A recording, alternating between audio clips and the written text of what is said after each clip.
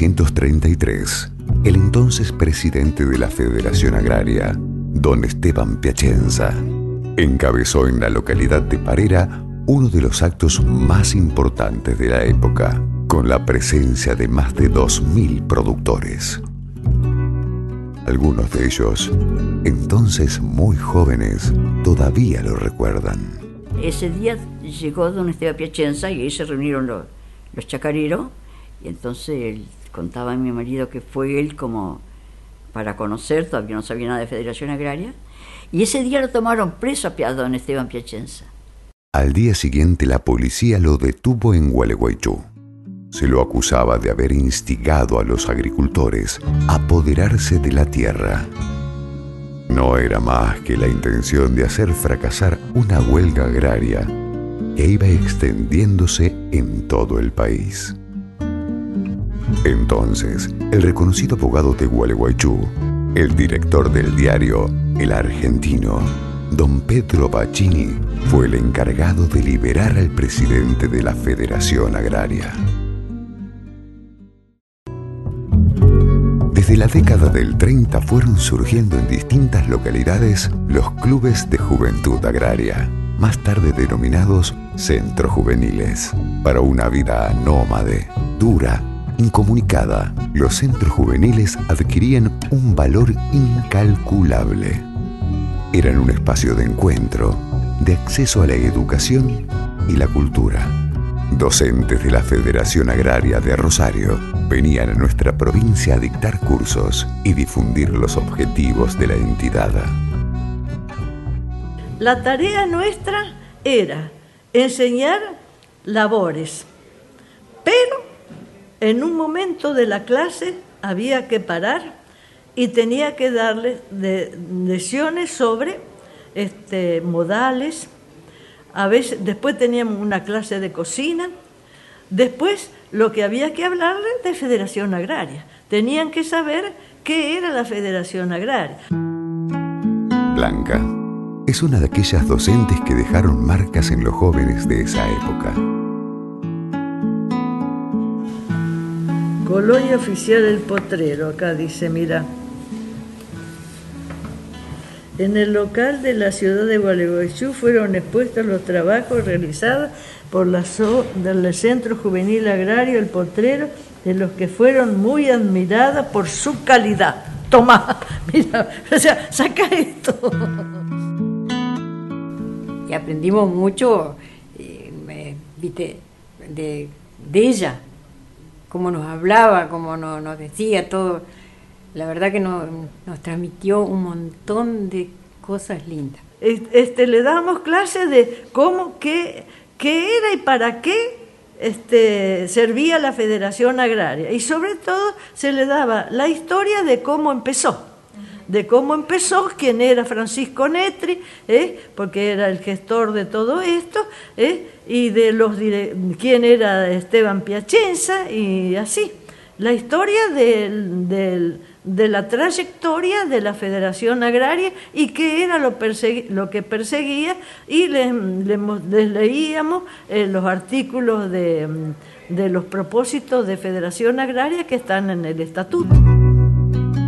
Poco tiempo después del nacimiento de la Federación Agraria, se fundó La Tierra, el periódico federado que hasta la actualidad se difunde en todo el país.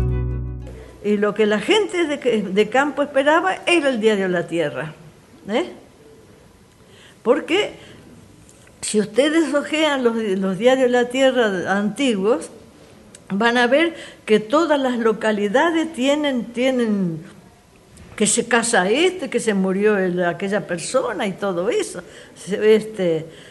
El diario La Tierra era indispensable y mucha gente aprendió a leer a través del diario La Tierra. Mis primeras letras las deletré en periódico La Tierra. Eso nosotros de chiquitos, La Tierra era algo de la familia. Y mi papá leyendo La Tierra. Y un día recuerdo que la encontré a mamá con el periódico La Tierra así llorando. Y bueno, le pregunté y estaba llorando porque estaba la noticia que habían desalojado un chacarero, lo habían tirado en la calle. Y mamá estaba llorando, eso me quedó una de las cosas. Aquellos colonos que poblaron nuestra provincia traían consigo experiencias de trabajo colectivo, de vida en comunidad. Ideas basadas en la solidaridad de cómo generar asociativamente alternativas para los productores más chicos.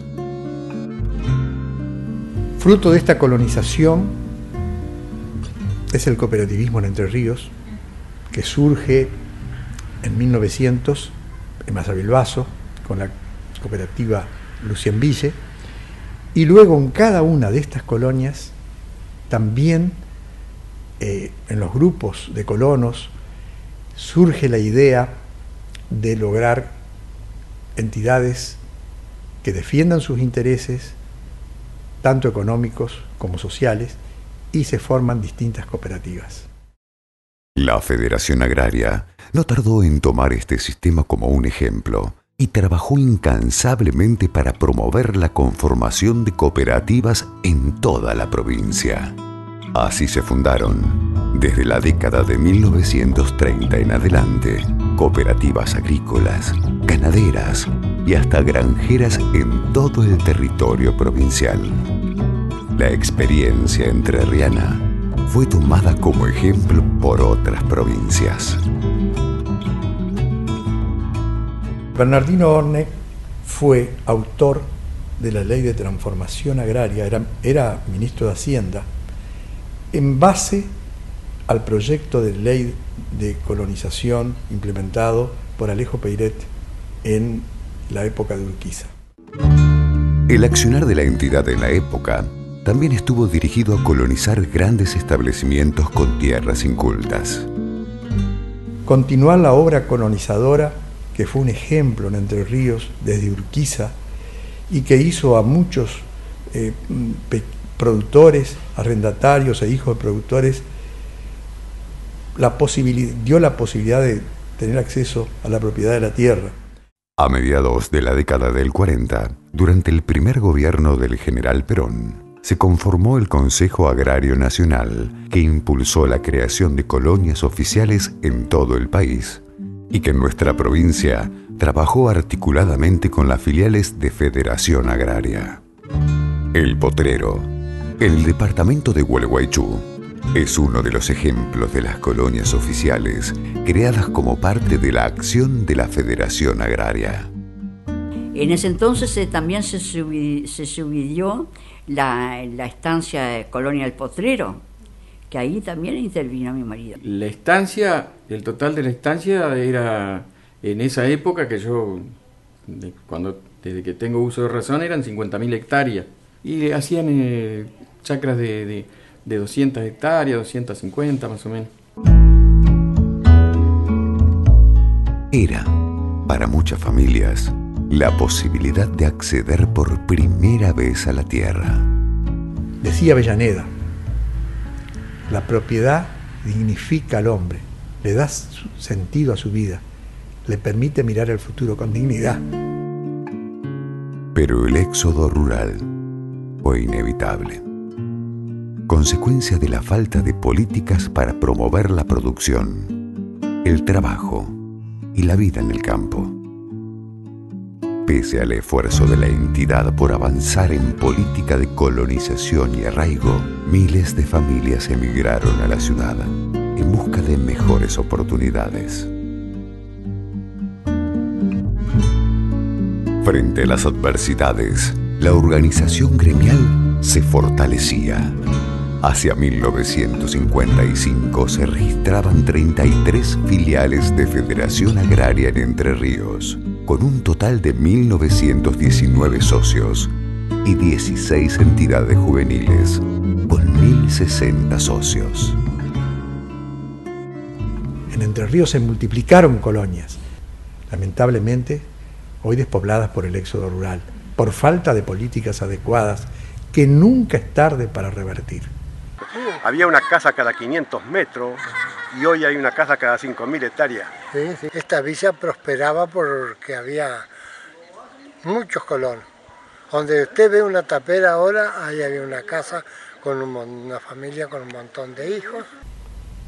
Lamentablemente la empresa familiar va desapareciendo pese a los reclamos de la entidad.